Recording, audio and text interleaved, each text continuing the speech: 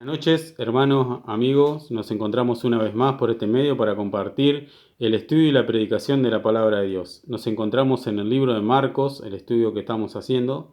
Marcos capítulo 11, del 1 al 11 vamos a desarrollar. El título dice La entrada triunfal a Jerusalén. Pero antes de empezar quería contarles una breve historia que está en la palabra de Dios, capítulo 6 de Segunda de Samuel capítulo 6 nos relata ahí la escritura de que David quería llevar el arca del pacto a Jerusalén. Si tienen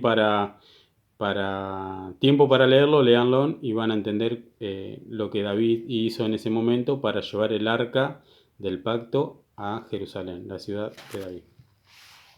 Dice así la palabra de Dios.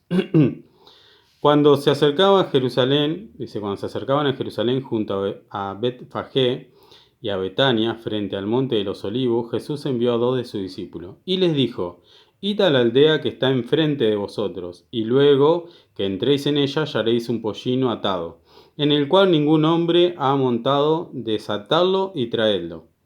Y si alguien os dijere: ¿por qué hacéis eso?, decid que el Señor lo necesita y que luego lo devolverá. Fueron y hallaron al pollino atado afuera de la puerta, en el recodo del camino, y lo desataron. Y uno de los que estaban allí le dijeron: ¿qué hacéis desatando el pollino?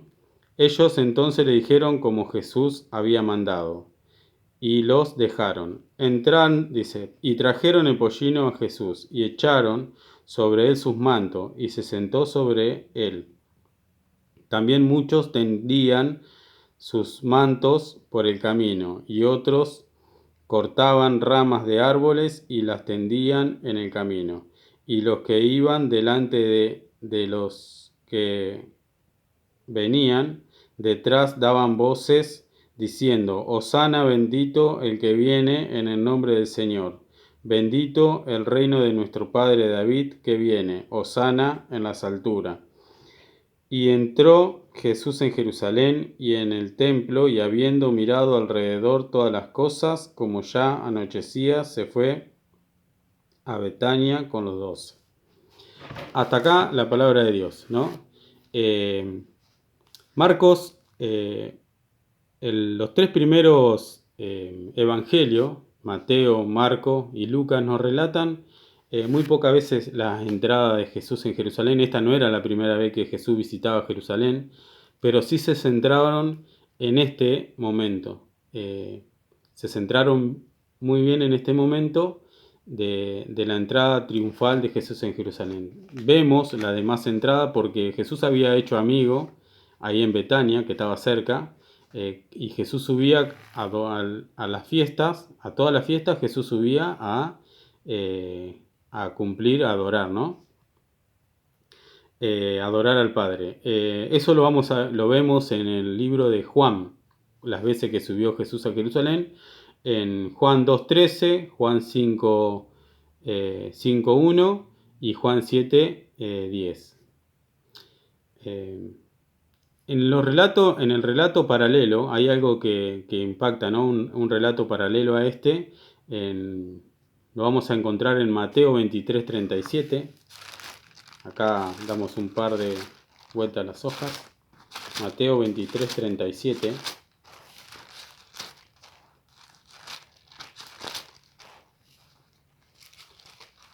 Dice así Mateo 23:37. Dice así: Jerusalén, Jerusalén, que matas a los profetas y apedreas a los que te son enviados. ¿Cuántas veces quise juntar a tus hijos como la gallina junta a los polluelos debajo del ala, y no quisiste? Esto nos da a entender que no era la primera vez que el Señor Jesús entraba a Jerusalén, que varias veces había entrado y varias veces enseñaba y varias veces los quiso juntar como la gallina junta a los polluelos, ¿no? Y también dejan claro de que a todos los profetas que le eran enviados, como le dice ahí la palabra, lo mataba, ¿no? Tú que matas a los profetas. Y bueno, y entraba nuevamente en Jerusalén y pasaba por dos, diría, aldeas, en este caso capaz que nosotros diríamos barrio, ¿no? Que estaban cerca de lo que era Jerusalén, que era la ciudad de Jerusalén, ¿no?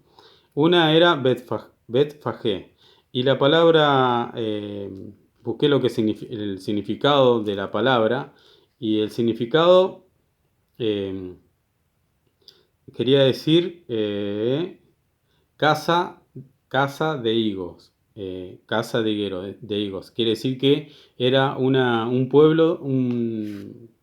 pueblo donde se sembraban, se cosechaban muchos higos. Eran plantaciones de higo, ¿no? Entonces el nombre se le había puesto así, Betfagé, porque quería decir casa de higo. Y también que dice Betania, Betania quería decir casa de dátiles. Los dos eran dos pueblos que se dedicaban a la comercialización de estas dos cosas, de higo y de los dátiles, ¿no? Por eso encontramos más adelante el tema de las ramas que eran echadas delante del Señor. Eh, y estas dos ciudades estaban más o menos a 1 kilómetro de Jerusalén. Quiere decir que estaban a 10 cuadras más o menos de lo que era Jerusalén. Y el Señor Jesús ya estaba muy cerca de Jerusalén. Y manda a su discípulo a buscar esto, ¿no? El 2 le dijo, y les dijo, id a la aldea que está frente a vosotros, y luego que entréis en ella hallaréis un pollino atado, en el cual ningún hombre ha montado, desatalo y traedlo. La palabra pollino nos suena quizás hasta raro. Yo, preguntando a los chicos en casa, me decían que era un pollo, el hijo de la gallina.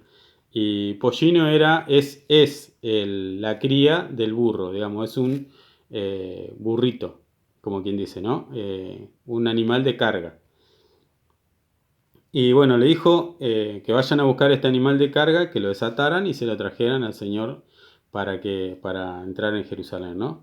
Otra de las cosas que podemos entender, ver, es que el Señor iba a entrar a Jerusalén en un burro, un animal de carga, un animal humilde, pero tiene otro significado más allá de esto, ¿no? Quizás podría haber entrado en un caballo.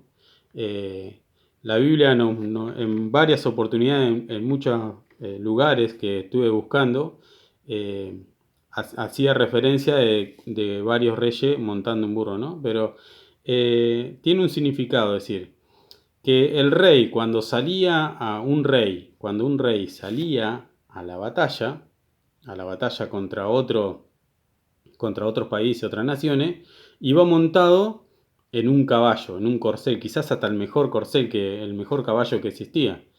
Eh, pero cuando el rey tenía que hacer negociaciones de paz, iba montado en un burro, en un asno. Iba montado en un asno.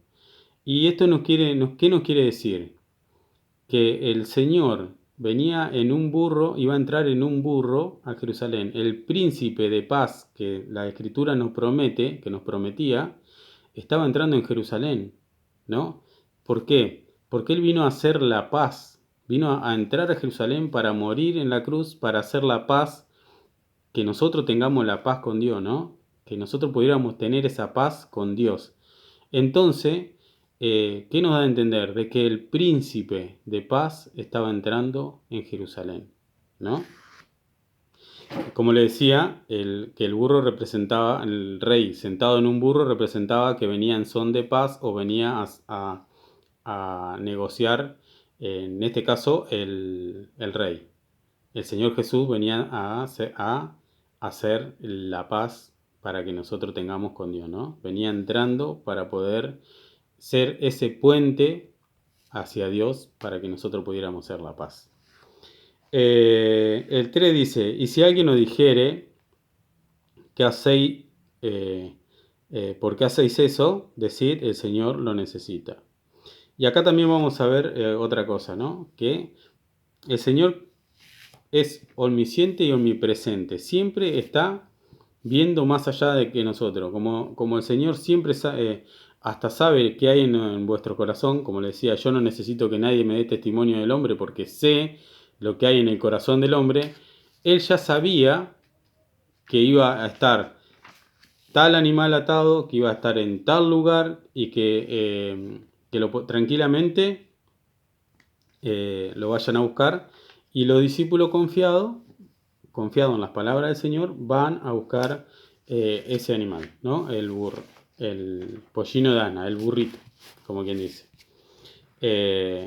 Otra de las cosas que tenemos que entender, que el Señor es dueño de todo, ¿no? Como dice la palabra de Él, que todo fue creado por Él y para Él, ¿no? Por eso es que manda a buscar y si había alguien que le dijera algo, decirle el Señor lo necesita.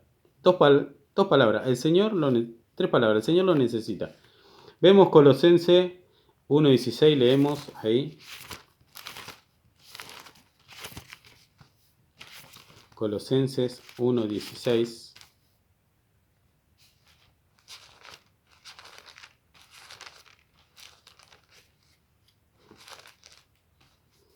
Dice así: porque en Él fueron creadas todas las cosas, las que hay en los cielos y las que hay en la tierra, visibles e invisibles, sean tronos, sean principados, sean potestades, todo fue creado por medio de Él y para Él. Por eso el Señor, en este caso, quizás ni necesitaba pedirle permiso, pero sí tenía que declararle para quién iba a ser, para qué uso le iban a dar a este animalito, ¿no? El uso que le iban a dar iba a ser para que el Rey de Reyes entrara en Jerusalén. El 4 dice, fueron y hallaron, hallaron el pollino atado fuera de la puerta y el recodo del camino, y lo desataron. Tal cual como el Señor le había dicho que iba a encontrar este animalito, lo encontraron de tal manera. Y eso nos enseña de qué, de la omnipresencia del Señor. La omnipresencia que tiene el Señor, que ya ve más allá de tiempo y más allá de espacio, ¿no? Y me lleva a pensar también, este versículo me lleva este pasaje me lleva a pensar también cómo fue el llamado de Natanael, ¿no? Natanael, cuando uno de los discípulos va a buscar a Natanael lo traen al Señor y le dice, he aquí un verdadero israelita en el cual no hallo engaño. Y él le dice, ¿de dónde me conoces?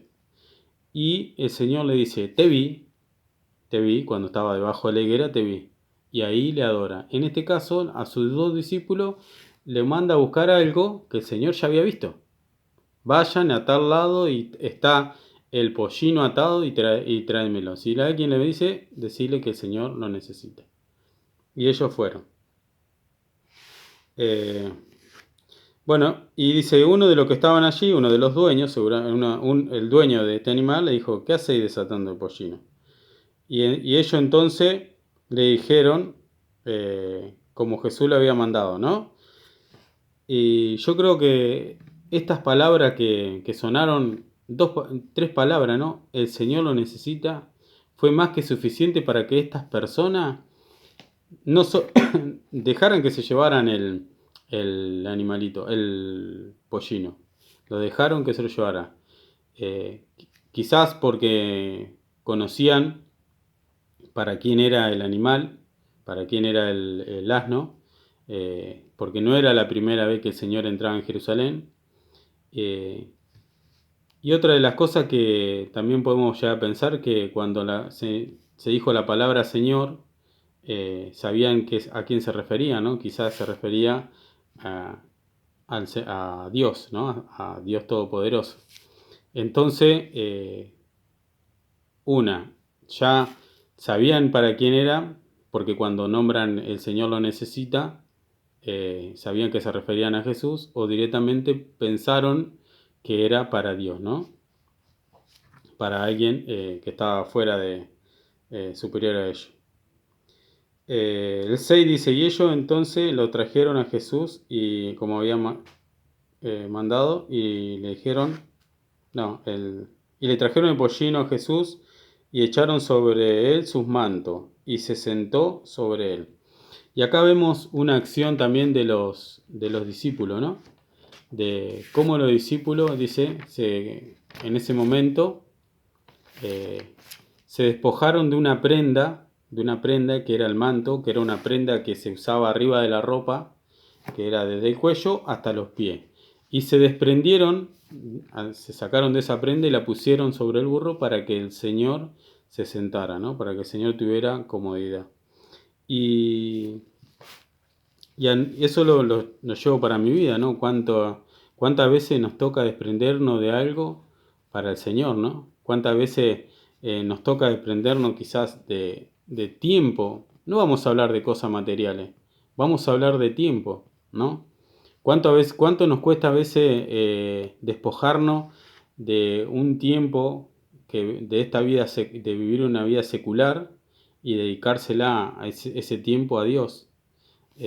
Quizás el afán de este mundo nos lleva a que le dediquemos más tiempo a las cosas que no son provechosas, digamos trabajo, digamos dinero, digamos negocio, digamos lo que quizás en este momento le estás dedicando más tiempo y no te está despojando para dedicárselo al Señor, ¿no?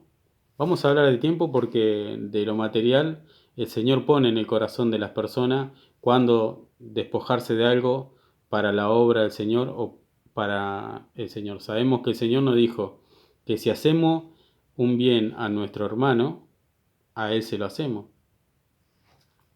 Así que, pero lo esencial es el tiempo que le dedicamos a nuestro Dios, el tiempo que le dedicamos a su palabra, el tiempo que le dedicamos a la oración, de qué nos despojamos de nuestra vida para dedicarle ese tiempo a Dios. Y después dice, también muchos de los que venían, muchos de los que tenían, dice, también muchos tendían sus mantos en el camino, y otros, dice, cortaban ramas de árboles y las tendían por el camino. Acá vamos a ver también dos cosas, ¿no? Primero vemos cómo la gente se sacaba esa prenda y la tendía en el camino, ¿no? Vemos secularmente, ¿no? Cuando hay eventos, grandes eventos de este mundo, y hay personas famosas o hay celebridades, como quien dice, que se le tiende una alfombra roja para que entre, ¿no? Eh, pero este concepto escapa a ese, ¿no? Eh, yo lo llevaría, ¿no? De que el Señor estaba entrando en Jerusalén y la gente le iba tendiendo los mantos y ramas, porque me viene a la memoria, ¿no? Del versículo que dice que de cuando Adán pecó, la tierra quedó corrompida, ¿no? Y de que el Señor que estaba entrando en Jerusalén, que no pisare esa tierra que estaba corrompida, sino que pisare sobre las cosas que iban tendiendo, ¿no? Y estaba corrompida por el pecado, ¿no? Cuánto más se siguió corrompiendo, ¿no? Por la abundancia de pecado que hay. Y otra de las cosas dice que tendían las ramas de los árboles, ¿no? Eh, el relato paralelo que está en Juan 12:13 dice que eran rama de palmas, de las palmas de que había en esa ciudad. Como había dicho, que había higos y dátiles. Los dátiles vienen de las palmeras, ¿no? De las palmas. Dice que cortaban esas ramas y las tiraban, ¿no? Y buscando un poco, dice que a los gladiadores, los que competían en la antigüedad, como se le daba una hoja de palma como señal de victoria. Como señal de victoria se le daba una hoja de palma, ¿no? Acá la tendían, ¿no? Y qué bárbaro, ¿no? Porque me lleva a pensar de cómo el Señor entrando a Jerusalén y tendiendo estas ramas de palma, estaban señalando la victoria del Señor. Quizás estas personas querían una victoria, aquel que conocía la Escritura sabía que el Mesías lo iba a liberar. Quizás esta persona pensaban que lo iba a liberar de la opresión romana, porque ellos estaban siendo gobernados por el Imperio Romano. Quizás pensaban estas personas de que él iba a venir a derrocar ese imperio, ¿no? Y por eso le tendían las palmas y clamaban la victoria del Señor. La victoria, victoria. Pero hay algo más importante que tenemos que entender. Si Él vino a, a ser victorioso, Él vino a ser victorioso, pero no a derrotar a un gobierno, no, vino a derrotar a Satanás en la cruz. Vino a traer la victoria por medio de su muerte. ¿Para qué? Para que vos y yo gocemos de una vida eterna, para que vos y yo gocemos de una comunión, de una relación con el Señor, de una relación con Dios. Esa era la victoria que venía a traer el Señor.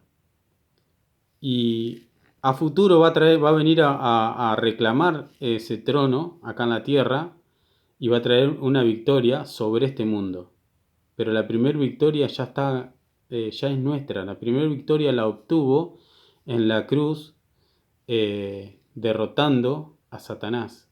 Y dice que lo expuso en la cruz. Esa es la victoria que tenemos que tener en cuenta, que vino a traer el Señor a su pueblo y a nosotros. Su pueblo quizás hoy, todavía hoy, muchos están cegados, pero la victoria, las palmas que le tiraban representaba la victoria sobre el pecado. El 9. Y los que iban delante y los que venían detrás daban voces diciendo: Hosana, bendito el que viene en el nombre del Señor. La palabra Hosana quiere decir, no quería, quiere decir sálvanos Jehová, sálvanos Jehová. El Salmo, el Salmo 118, 25, vamos a leerlo.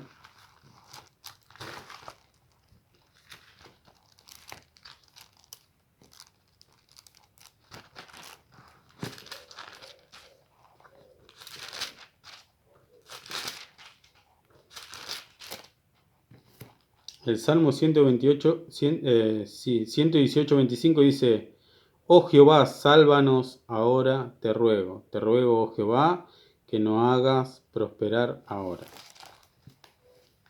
Esto es lo que proclamaba la gente: te ruego, oh Dios, que nos salves. Y eso es lo que venía a traer: salvación. Pero no salvación, como le había dicho anteriormente, no salvación del Imperio Romano, sino una salvación ante la condenación que nos era eminente. Nosotros teníamos una condenación próxima, estábamos próximos a la condenación. Y cuando el Señor vino y entró en Jerusalén, nosotros tenemos una salvación la cual nadie nos puede quitar. Nadie. Dice que en Él estamos seguros. Y por más que pasemos por la muerte, que por más que pasemos o que cualquier cosa se oponga delante de Dios, delante de nosotros, Dios nos tiene en sus manos. Nos tiene en sus manos. Dice que nadie la arrebata de la mano del Padre. Nadie saca a sus hijos de su mano. Por eso estamos seguros de esa salvación. Por eso entendemos que el Señor entra en Jerusalén para traer salvación.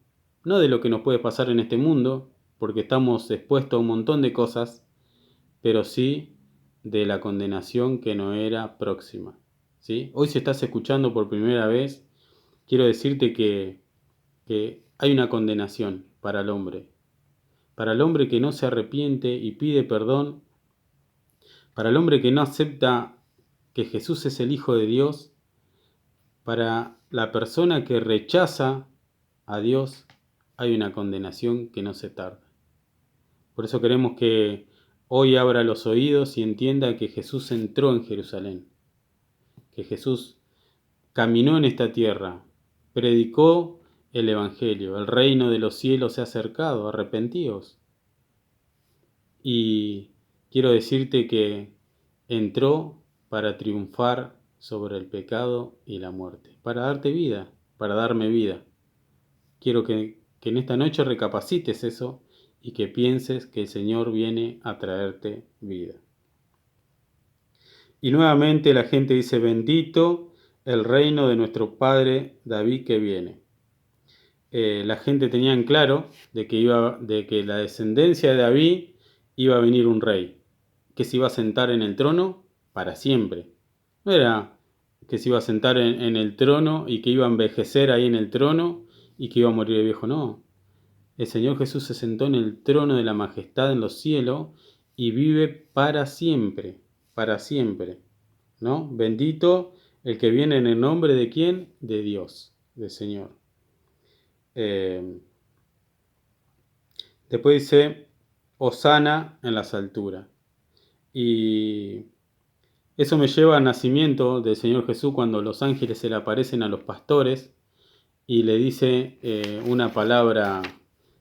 Allí vemos lo primero, ¿no? Cuando en el nacimiento de Jesús en Lucas dice, gloria en las alturas y paz a los hombres. Acá dice, Hosana, sálvanos en las alturas. Sálvanos, oh Jehová, en las alturas.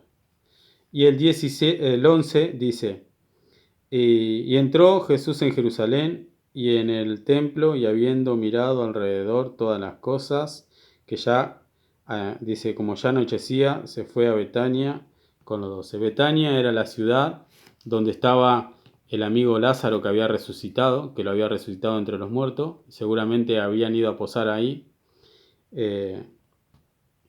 Pero finalmente entró en Jerusalén.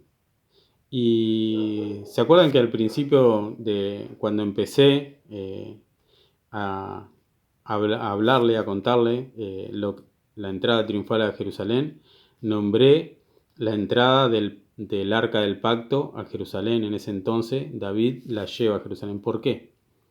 Porque en ese entonces había entrado el Arca del Pacto. El pacto contenía las tablas de la ley, y estaba la vara de Aarón que reverdecía, y también había maná que le había alimentado el Señor en el desierto. Esos símbolos entraban en Jerusalén, el pacto que hizo Dios con el hombre. Y quiero decirte que en esta escena no solo estaba entrando Jesús en Jerusalén, sino estaba entrando Dios para hacer el nuevo pacto con el hombre. El nuevo pacto. No un pacto hecho de piedra, sino un pacto, como dice la Escritura. Como dice la Escritura, vemos en Hebreo 8, del 8 al 13, vamos a leer Hebreo 8, del 8 al 13.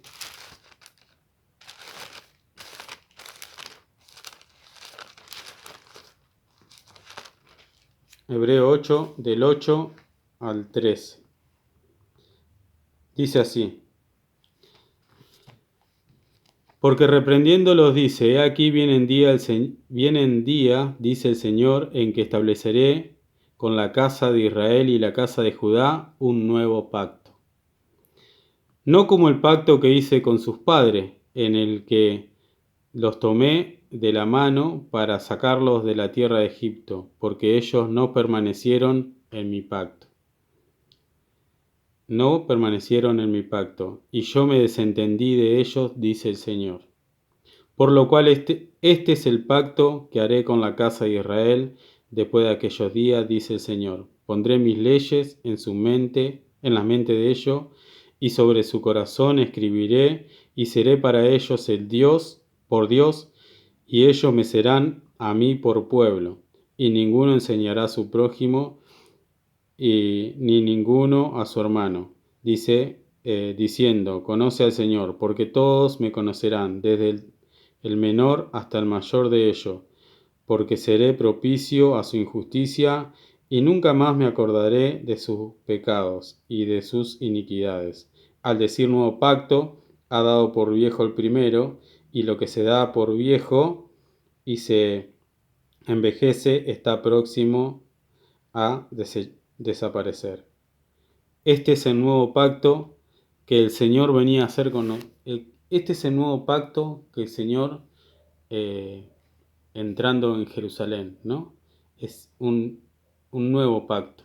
El nuevo pacto no escrito en letra, sino en nuestra mente y en nuestro corazón. Esa era la entrada triunfal a Jerusalén, un nuevo pacto. En ese entonces era el arca que estaba entrando, el arca del testimonio, en Jerusalén. He aquí Dios entrando en Jerusalén para establecer un nuevo pacto con vos y conmigo, por medio de su sangre. ¿Para qué? Para que nosotros tuviéramos el perdón de pecados. Hebreo 9:15 también nos dice Hebreo 9:15 nos dice, así que por eso es mediador de un nuevo pacto, para que, interviniendo muerte por la remisión de las transgresiones que había bajo el primer pacto, los llamados reciban la promesa de la herencia eterna. Un nuevo pacto. Un nuevo pacto. Y quiero decirte dos cositas más para ir cerrando esta idea. El Señor Jesús entró en un pollino de asno, mostrando humildad. El Señor entró en un pollino de asno, siendo ese príncipe de paz, y el Señor entró como un nuevo pacto. Un nuevo pacto para que vos y yo estemos a cuenta con el Señor. Ese nuevo pacto, como dije recién, que fue por su sangre, un nuevo pacto, en el cual le costó su vida y luego la volvió a tomar y resucitó al tercer día y hoy vive. Por eso ese pacto se hace real en nuestra vida, porque tenemos un Dios vivo que nos está todo el tiempo obrando a favor nuestro.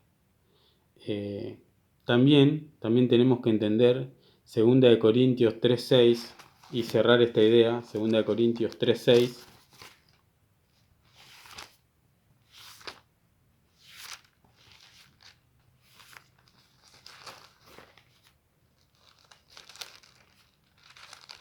Segunda de Corintios 3:6 nos dice: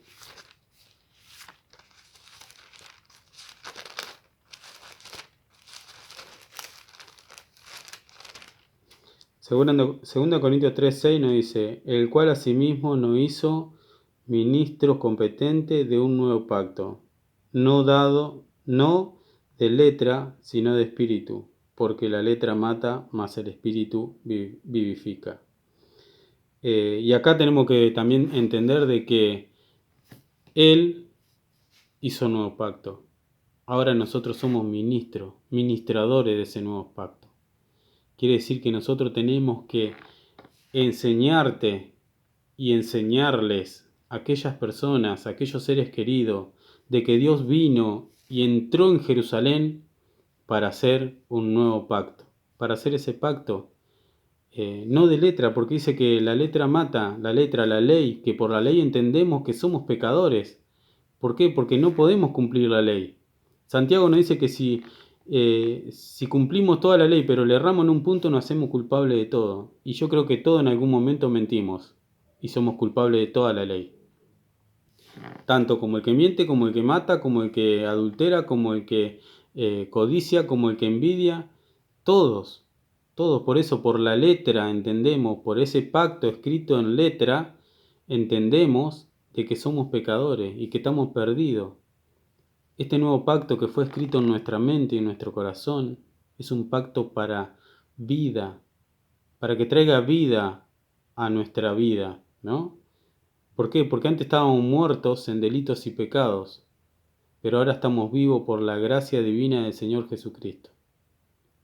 Quiero decirte que esta noche puedas poner tu fe en el Señor y puedas aceptar esa entrada del nuevo pacto en Jerusalén. El Señor de la gloria entrando en humildad, entrando como príncipe de paz y entrando como un nuevo pacto para la vida con el hombre. Oramos para terminar. Amado bendito Dios, gracias te damos, Señor, por esta tu palabra. Gracias porque entendemos por ella, Señor, de que tú hiciste un sacrificio perfecto, único y para siempre, Dios. Y no nos olvidamos de cómo entraste en Jerusalén y de cómo, Señor, se aconteció todo lo que estaba escrito para que pudieras, Señor, llevar tu obra adelante y establecer un nuevo pacto para que nosotros pudiéramos tener acceso hoy al trono de la gracia por medio de Jesucristo tu Hijo, el cual se entregó a sí mismo por remisión de nuestros pecados, Señor, para redimirnos de nuestra maldad, para redimirnos de nuestros pecados. Dios, y aquellas personas que no te conocen y hoy están escuchando por primera vez, te pedimos, Dios, que tú obres en espíritu, Señor, que tú toques los corazones de estas personas y que, Señor, tu espíritu obre de tal manera, Señor, que pueda ser fruto digno de arrepentimiento. Sabemos que sin arrepentimiento no hay perdón de pecado, Señor. Gracias porque un día tuvimos que arrodillarnos delante de ti y confesar de que delante de ti somos pecadores. En el nombre del Señor Jesús agradecemos este momento. Amén. Gracias por haber escuchado, lo esperamos nuevamente todos los días 20:30. Seguimos con el estudio del libro de Marcos. Amén, Dios los bendiga.